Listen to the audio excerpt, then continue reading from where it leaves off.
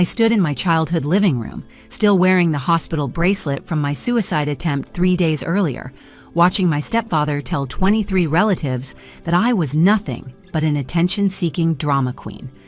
The plastic bracelet felt like it was burning my wrist, a reminder of the 72 hours I'd spent in psychiatric hold, fighting to convince doctors that I wanted to live while secretly wondering if that was even true. My stepfather, Steve, stood at the center of the room like he owned it, which technically he did. His golf shirt perfectly pressed, his salt and pepper hair styled just right, looking every inch the successful businessman he pretended to be. "Let me be clear about what we're dealing with here," Steve announced to the room full of aunts, uncles, cousins, and family friends who hadn't bothered to check on me in years. "Cordelia has been pulling these stunts since she was a teenager. This is just the latest and most dramatic cry for attention." My sister Waverly actually laughed at that, a sharp sound that cut through me worse than any knife could. "Some people will do anything for sympathy," she said, examining her manicured nails like this whole thing bored her. "Remember when she claimed she was depressed in college, right before finals? So convenient." The room hummed with agreement. Heads nodded. Someone whispered something about manipulation. My mother, Nadine, sat in her favorite armchair, the same one where she used to read me bedtime stories before Steve came into our lives, and she couldn't even look at me. Her hands trembled as she clutched her coffee cup, but she didn't say a word to defend me. She never did when Steve was performing. My legs felt weak. The doctor had warned me about this, about how traumatic situations might trigger another crisis, but I'd convinced myself I was strong enough to face my family. What a joke. These people, my blood relatives, were eating up Steve's narrative like it was gospel truth. Uncle Dennis shifted uncomfortably in his seat, but stayed silent.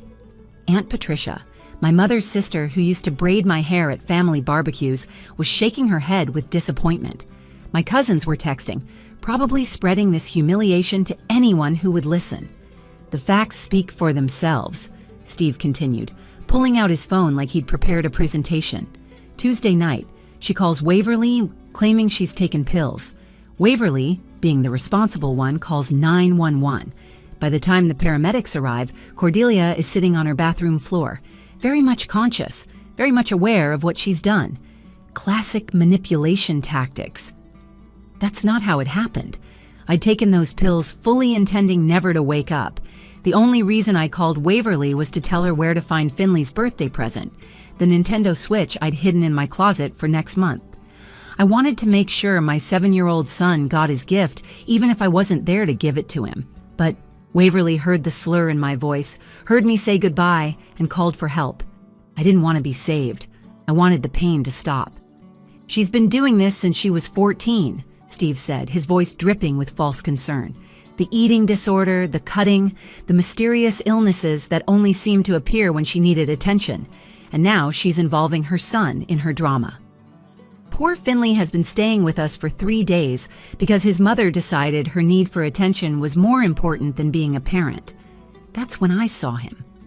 My beautiful boy sitting in the corner of the room on the old leather couch, his sandy hair falling into his eyes the way it always did when he needed a haircut. He was clutching his tablet to his chest, his dinosaur t-shirt wrinkled like he'd slept in it. Our eyes met across the room, and in that moment, I saw something in his face that broke my heart. He wasn't scared. He wasn't confused. He was angry. 7 years old, and he was furious at the adults in this room. "I'm sorry to have to say this," Steve continued, clearly not sorry at all. "But Cordelia needs more help than we can give her. I've been researching facilities, long-term residential programs where she can get intensive treatment for her personality disorders." Personality disorders, plural, like he was a psychiatrist instead of a failed real estate agent living off my mother's inheritance.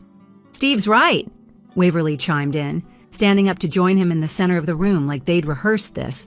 "Cord's been unstable our whole lives. Remember the Christmas dinner where she accused Steve of stealing from Mom's jewelry box? Or the time she claimed he pushed her down the stairs when she was 16? Always some new accusation, some new drama to make herself the victim. I had accused him of those things because they were true. The jewelry disappeared whenever Steve needed quick cash for his gambling. The push down the stairs left me with a concussion that he convinced everyone happened because I was texting while walking. But who was going to believe the troubled teenager over the charming man who'd swooped in to save a widow and her 2 daughters? Finley stood up suddenly, his tablet still pressed against his chest. The room fell quiet as this small boy walked across the living room carpet, navigating around extended legs and purses like he was on a mission. He stopped directly in front of Steve, having to crane his neck back to look up at the man who'd insisted on being called Daddy Steve from the day I'd been released from the hospital. "Daddy Steve," Finley said, his voice clear and steady in a way that made everyone lean forward to listen. "Should I play the recording of what you whispered to Mommy that night? The one where you talked about the medicine? You said she wouldn't remember because of what you did, but I remember everything." The room went dead silent. Not the kind of quiet where people are thinking or processing, but the airless vacuum of 23 people simultaneously holding their breath. Steve's face, which had been red with self-righteous indignation, drained of all color so fast I thought he might faint. His mouth opened, then closed, then opened again, but no sound came out. My mother's coffee cup slipped from her fingers, shattering on the hardwood floor in a splash of brown liquid and white ceramic. Nobody moved to clean it up. Waverly's hand flew to her mouth, her perfectly lined lips forming a small O of shock. Uncle Dennis slowly rose from his chair, his 6'4" frame unfolding like a threat. "What recording, sweetheart?" I asked Finley, my voice barely a whisper, though in the silence it sounded like a shout. Finley turned to me, his green eyes, exact copies of mine, blazing with determination. "The one I've been saving to protect you, Mommy. Just like all the other ones I recorded when Daddy Steve thought nobody was listening." The drive to my mother's house that morning felt like traveling backward through time. Each familiar street corner, each unchanged storefront, pulled me deeper into memories I'd spent years trying to forget. 3 days had passed since my suicide attempt. 3 days of fluorescent hospital lights, group therapy sessions with strangers, and psychiatrists asking me to rate my desire to die on a scale of 1 to 10. Now I was heading back to the house where that desire had first taken root, wearing the same clothes my mother had brought to the hospital, clothes that hung loose on my frame because I hadn't been eating properly for months. My mother, Nadine, had called me 6 times before I finally answered. Her voice carried that familiar blend of guilt and obligation that she'd perfected over the years. "The family wants to help, sweetheart," she'd said, carefully avoiding any mention of whose idea this gathering really was. "Steve thinks it would be good for everyone to come together to show you how much support you have." Support. That word sat like acid in my stomach as I parked my beat-up Honda behind Uncle Dennis's BMW. 23 cars lined the street, a parade of relatives who hadn't reached out when I'd posted about struggling with depression, who hadn't called when I'd separated from my ex-husband, who hadn't offered to babysit when I was working 3 jobs to keep Finley fed. But now, when Steve summoned them to witness my humiliation, they all showed up. The house looked exactly the same as it had when I was 14 and Steve first moved in. White colonial exterior, black shutters, perfectly manicured lawn that Steve paid a service to maintain while claiming he did it himself. The rose bushes my biological father had planted still grew along the walkway, though they looked diseased now, their leaves spotted with black. I wondered if that was Steve's touch too, this ability to slowly poison everything beautiful until it withered. My hand shook as I rang the doorbell. I still had a key somewhere, buried in a drawer I hadn't opened in years, but using it felt like admitting I still belonged here. The door opened before I could second-guess myself, and there stood my mother, 54 years old but looking 70, her face carved with lines that hadn't been there before Steve started gambling away her retirement fund. She didn't know I knew about that, about the second mortgage he'd convinced her to take out, about the credit cards in her name that were maxed out. "Sweetheart, everyone's here to help you," she said, but her eyes were already apologizing for what was about to happen. She'd worn her nice dress, the navy one with small flowers that she saved for church and funerals. I wondered which category today fell into. The living room was packed.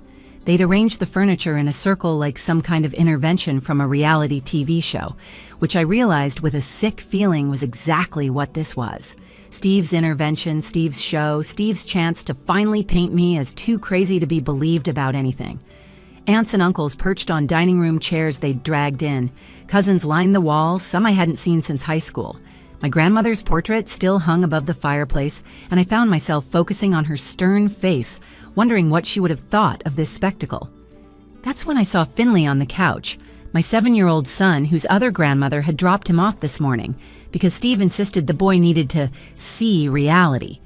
He was clutching his tablet, the one I'd saved for 6 months to buy him, the one he used to watch YouTube videos about dinosaurs and play educational games.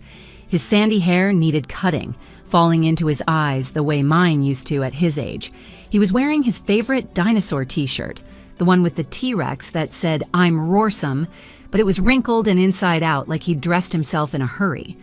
Finley jumped up when he saw me, racing across the room to throw his arms around my waist.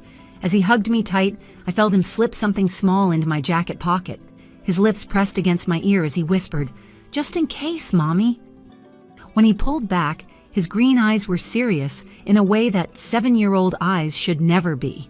He'd seen too much, been forced to grow up too fast, and that was my fault too. Waverly sat in the spot she'd claimed as a teenager, the corner of the sectional where she could see everyone but maintain distance.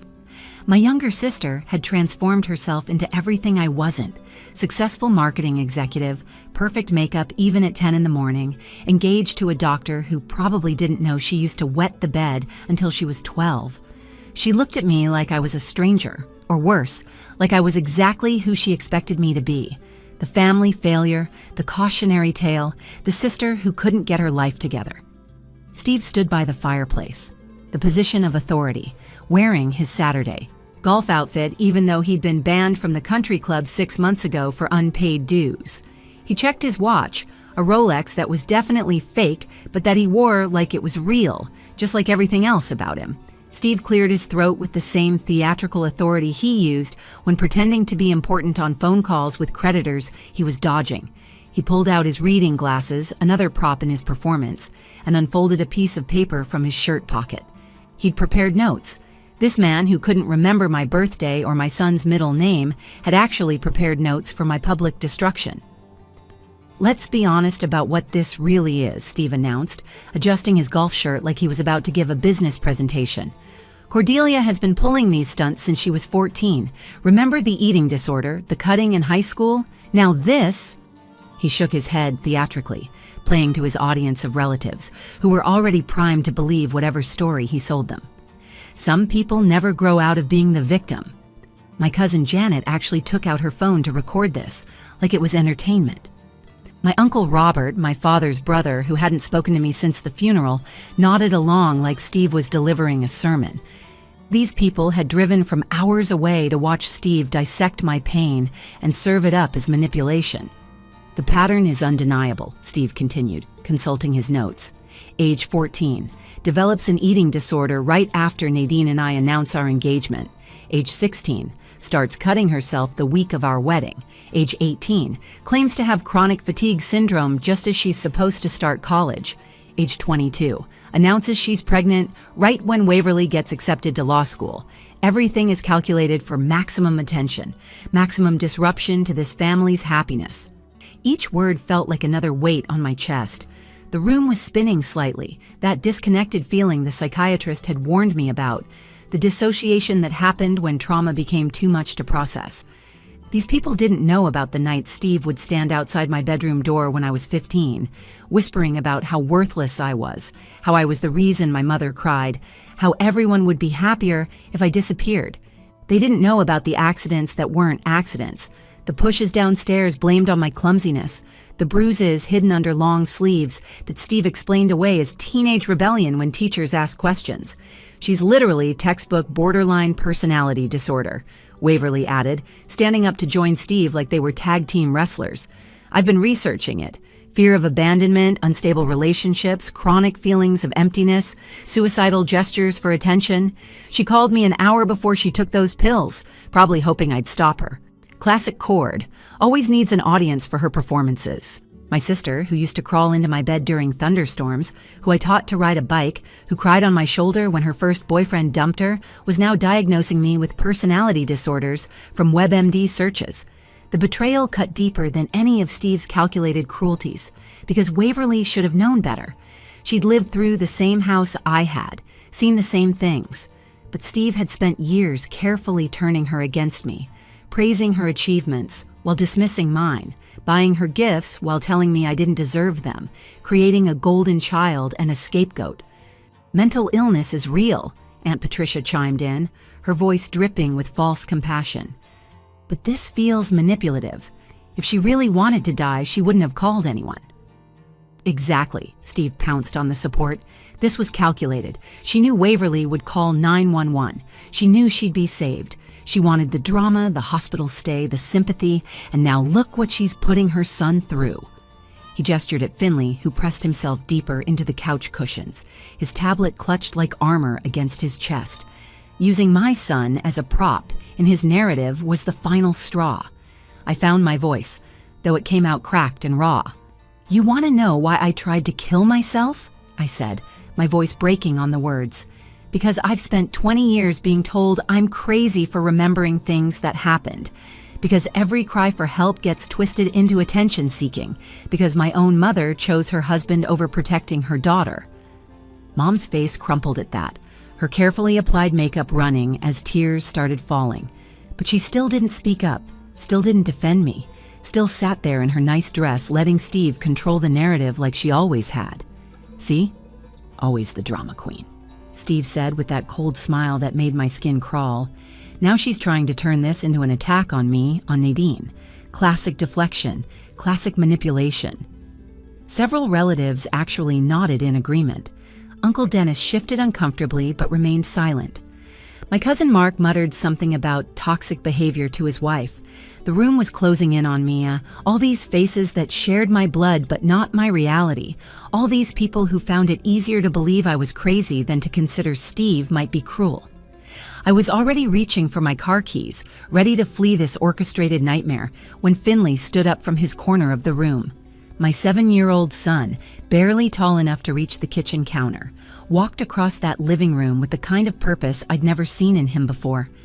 Every adult in the room watched this small boy navigate around their legs and purses, his dinosaur shirt still inside out, his tablet pressed against his chest like he was carrying something precious. He stopped directly in front of Steve, having to tilt his head back to look up at the man who towered over him. The contrast was stark. Steve in his pressed golf attire, trying to project authority and success, and Finley in his wrinkled t-shirt and light-up sneakers that blinked with each small shift of his weight. "Daddy Steve," Finley said, using the name Steve had insisted on from day one, though it always sounded wrong coming from my son's mouth. "Remember 3 weeks ago when you thought Mommy was sleeping? You told Grandma Nadine something really important about the medicine cabinet." The temperature in the room seemed to drop 10 degrees. Steve's face twitched, that small muscle under his left eye that always jumped when he was caught off guard. His hand moved to his pocket, then to his collar, then back to his pocket like he couldn't figure out what to do with his body. "What are you talking about, buddy?" Steve asked, forcing that fake grandfatherly tone he used when other people were watching. His smile looked painted on, too wide and showing too many teeth. Finley pulled out his tablet, the screen lighting up his young face. "You said you switched her pills. You said it would finally make everyone see she's crazy. Should I play it?" The silence that followed was complete and suffocating. I could hear my own heartbeat pounding in my ears, could see the pulse jumping in Steve's throat. Mom stepped backward until she hit the wall, her hand covering her mouth. Waverly's confident posture crumbled, her shoulders drawing in like she was trying to make herself smaller. Uncle Dennis stood up slowly, his 6'4" frame unfolding with deliberate menace, his hands clenching into fists at his sides. "The kid's confused," Steve stammered, his voice jumping an octave higher than usual. "Kids make things up all the time. He probably recorded some TV show, maybe something he saw on YouTube. You know how kids are with technology these days." Steve reached for the tablet, but Finley stepped back, holding it high above his head. My son, who cried when he accidentally stepped on ants, who asked me to catch and release spiders instead of killing them, stood his ground against a man 5 times his size. "I have lots of recordings, Daddy Steve," Finley said, his young voice steady and clear, "like when you told Jerry on the phone that you've been doing something to Mommy's medicine too, and when you laughed about how stupid your wife's family is, and that time you were in the garage talking about the trust fund that Mommy doesn't know about." Trust fund? I felt the room tilt. My father had died when I was 12, leaving everything to Mom with the understanding she'd take care of Waverly and me. Steve had always told us there was nothing left after the funeral expenses, that Dad had died in debt. But the way Steve's face went from pale to gray told a different story. "Finley." Steve's voice turned harder, the mask slipping. "Give me that tablet right now. You're confused and you're making things up. This is adult business." "No," Finley said simply. "Mommy taught me that. Lying is wrong. And you're a liar, Daddy Steve. You lie all the time. You lied about the pills, you lied about the money, and you lied about caring about us." Aunt Patricia stood up, her face shifting from judgment to concern. "What pills? What is the child talking about?" "Nothing," Steve said too quickly. "He's confused. Cordelia probably coached him to say this. You know how she is, turning her own son against me." But the room had changed. The nodding heads had stopped nodding. The whispers had gone silent.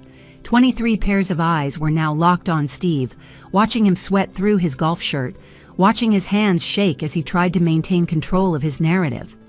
"Play it," Uncle Dennis said, his voice carrying the authority of the former Marine he was.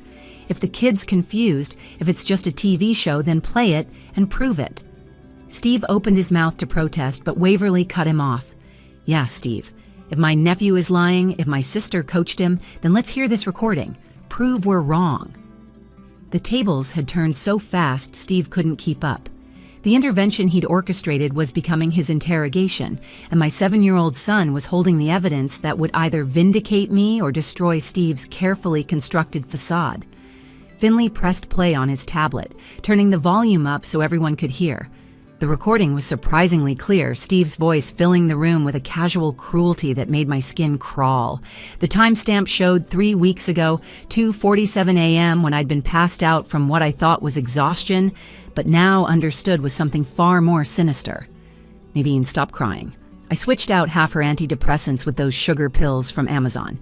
She's been taking basically nothing for 3 months. Of course she tried to off herself, that's the point. Now we can get her committed, get power of attorney, and finally access her father's trust fund. God knows we need it after the gambling mess. Your brother Dennis would never approve, but after this, who's gonna believe her over us? She'll be the crazy daughter who tried to kill herself, and we'll be the loving parents trying to help her." My mother's voice came through next, shaky and confused. "But Steve, she could actually die. This is too dangerous." "She won't die. I calculated the dosage carefully, just enough to make her unstable, not enough to actually kill her. Trust me, I've done my research. Once she's committed, we petition for guardianship based on mental incompetence. The trust fund has at least $800,000 in it, maybe more with interest. Your dead husband was smarter than I gave him credit for, setting it up so Cordelia gets access at 35 or upon demonstrating financial need with trustee approval. But if she's mentally incompetent, her guardian gets to make those decisions." The recording ended, but the silence that followed was deafening. Uncle Dennis lunged at Steve, his massive frame, moving faster than I'd ever seen. My cousins Mark and Jerome grabbed him just before his fist connected with Steve's face. "You poisoned my niece. You pushed her to suicide for money?" Dennis roared, struggling against the restraint. "I'll kill you myself." Mom collapsed into her chair, sobbing so hard she couldn't breathe. "I didn't know about the trust fund, I swear. He told me switching the pills would help her get off them gradually. He said it was called tapering, that doctors did it all the time." Waverly grabbed Finley's tablet, her perfectly manicured nails shaking as she held it. "Play the other recordings. All of them. Now." Finley nodded and pulled up a folder labeled Daddy Steve's Secrets. There were dozens of files, all dated and labeled with disturbing precision for a 7-year-old. He selected another one from 2 months ago. Steve's voice again, this time talking to someone named Jerry. The gambling's worse than I told you. I'm down $200,000. I've already mortgaged Nadine's house twice without her knowing. The paperwork was easy to fake with her signature. But this trust fund thing will solve everything. I just need the girl gone, either dead or locked up. Another recording, this one from last month. Waverly's an idiot, but useful. I've got her convinced her sister's been crazy since childhood. She actually believes the stair thing was an accident. Like Cordelia threw herself down a flight of stairs for attention. The beauty is, Waverly tells everyone the story like she witnessed it, even though she was at school when it happened. My sister's face went white, then red, then white again. She looked at me with horror dawning in her eyes, 20 years of manipulated memories suddenly reconfiguring themselves. The stairs, oh my God, Cord, the stairs, you had a concussion. You said he pushed you, but he convinced me you were lying. There's more, Finley said quietly, selecting another file. This one was from last week, the night before my attempt. I upped the switch to full placebo. She's been taking nothing but sugar pills for 2 weeks now. The withdrawal should push her over the edge any day. I already have the commitment papers drawn up. There's a place in Nevada that will take her for long-term treatment, minimum 18 months. By the time she gets out, if she gets out, everything will be in my name. Aunt Patricia was crying now. Her judgment transformed into horror. We almost let you do this.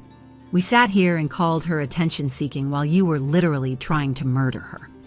It's not murder, Steve protested, backing toward the door.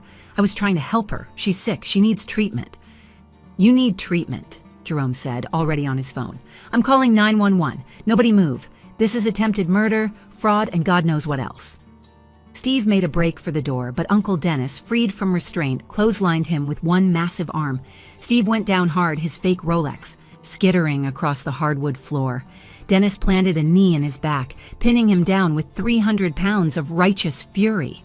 Finley, I whispered, pulling my son close as sirens wailed in the distance. How long have you been recording? Since the day you came home from the hospital the first time, when you were really sad, he said, pressing against me. Daddy Steve said mean things when he thought I was playing games, but I was recording everything. I wanted to protect you, Mommy, like you always protect me. The police arrived within 20 minutes, filling my mother's pristine living room with uniforms and questions. Steve was arrested on charges of prescription fraud, attempted involuntary commitment fraud, forgery, and attempted murder. The detective who took Finley's tablet as evidence told me they'd never seen such comprehensive documentation from a child witness. My 7-year-old had created what they called an airtight case with his secret recordings, each file dated and saved with frightening precision for someone his age. The investigation that followed revealed the true scope of Steve's crimes. He'd been switching my medication for 6 months, not 3. The gradual reduction had been so subtle that I'd blamed myself for feeling worse, assumed my depression was getting stronger, that I was failing at recovery. He'd forged my mother's signature on loan documents totaling $300,000. He'd opened credit cards in both our names, maxing them out at casinos across the state. The house my mother thought she owned outright was leveraged to the hilt, one missed payment away from foreclosure. But the trust fund my father left me remained untouched, protected by an ironclad clause requiring my explicit consent or a court order declaring me incompetent. Steve had been 3 days away from getting that order. The commitment papers were already filed. Just waiting for a judge's signature after my suicide attempt proved I was a danger to myself. The facility in Nevada he'd mentioned was real, a place where people disappeared for years under the guise of treatment, where Steve would have had complete control over my finances and my freedom. That night, after the police left and the relatives scattered, I sat with Finley in Uncle Dennis's guest room. He showed me the full contents of his recordings folder, 73 files spanning 4 months. He'd recorded Steve's phone calls, his whispered conversations with my mother, his bragging to his brother about controlling these idiotic women. But more than that, Finley had recorded himself, little voice memos explaining what he'd witnessed, creating context for each recording. I started after I heard Daddy Steve tell someone you were getting worse and it was working, Finley explained, his green eyes serious in the lamplight. I didn't understand what he meant, but I knew it was bad. Mrs. Rodriguez at school taught us about evidence in our detective unit. She said, "Evidence protects good people from bad people. So I became a detective for you, Mommy." 6 months later, I stood in a courtroom, testifying against Steve with 19 family members behind me in support. The same people who had once called me a drama queen now understood that sometimes the person labeled as crazy is actually the only one telling the truth. Steve was sentenced to 5 years in prison, eligible for parole in 3. It didn't feel like enough for stealing years of my life, for making me doubt my own sanity, but it was something. Mom sold what was left of the house after the banks took their share. She used the money to pay for therapy, real therapy, not just for me, but for our entire family. We spent months unpacking the manipulation, the gaslighting, the systematic destruction of relationships that Steve had orchestrated. Waverly and I rebuilt our sisterhood, sharing memories and realizing how many of our fights had been carefully engineered by Steve playing us against each other. She'd been programmed to see me as the problem child while I'd been isolated as the crazy one. Both of us too busy fighting each other to see the real enemy. The trust fund my father left me, all $900,000 of it with 30 years of interest, became the foundation for a new life. I bought a small house with a big backyard where Finley could play detective games that were actually games. I went back to school to finish my counseling degree, determined to help other people who'd been told they were crazy for seeing the truth. Waverly became my biggest supporter, showing up to every graduation, every therapy session, every small victory that proved Steve wrong. And Finley got a new tablet, not for recording this time, but for being the bravest 7-year-old who ever lived. Though he kept the old one, just in case, because as he told me, "Evidence is important, Mommy." Mrs. Rodriguez said so. Now, 3 years later, every family gathering starts the same way. Uncle Dennis raises his coffee cup and makes the same toast.